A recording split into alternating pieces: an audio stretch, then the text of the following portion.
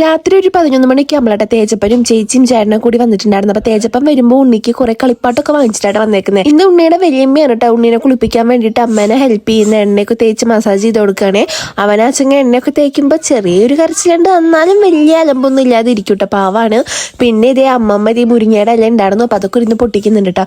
എനിക്കാച്ചങ്ങ് ഉറക്കം വന്നിട്ടാകെ തലവേദനിച്ചിട്ടായിട്ടിരിക്കണം. ഇവനാച്ചങ്ങ് ഇപ്പൊ രാത്രിയാകുമ്പോൾ തീരെ ഉറങ്ങുന്നില്ല. ഈ തല കാണുന്നത് വേറെ ആരുടെ ഇല്ല കേട്ടോ, നന്ദനയുടെയാണ്. ഇവർ കുളിപ്പിക്കുമ്പോൾ നല്ല സംസാരം കേട്ടോ. പിന്നെ എന്റെ ഫ്രണ്ട്സ് ഇന്ന് വന്നിട്ടുണ്ടായിരുന്നു ഉണ്ണീനെ കാണാൻ വേണ്ടിയിട്ട്. വിസ്മയ 4 ദിവസത്തെ ലീവിന് വന്നാട്ടോ. അപ്പൊ അവള് നേരെ ഇങ്ങോട്ട് പോകുന്നു ഉണ്ണീനെ കാണാൻ വേണ്ടിയിട്ട്. പിന്നെ നമ്മുടെ മാളുമ്മയുണ്ട്, മാളുമ്മ ഇതേ വന്ന ഉണ്ണീനെ അടുത്ത് ഇങ്ങനെ ഇരിക്കൂട്ടോ.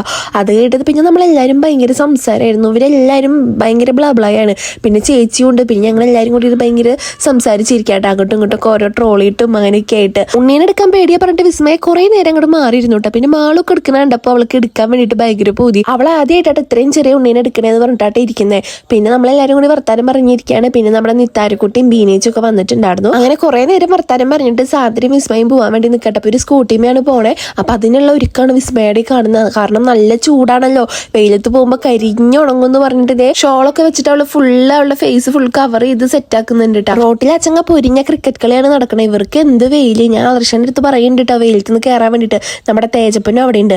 പിന്നെ ഇതേ നമ്മുടെ കുഞ്ഞിച്ചക്കൻ ഇപ്പൊ കുഞ്ഞെ മടിയൊക്കെ തുടങ്ങിയിട്ടുണ്ട്. അവനെ നിലത്ത് കെടുത്തി കഴിഞ്ഞു വെച്ചാൽ അപ്പ കരയൂട്ടോ.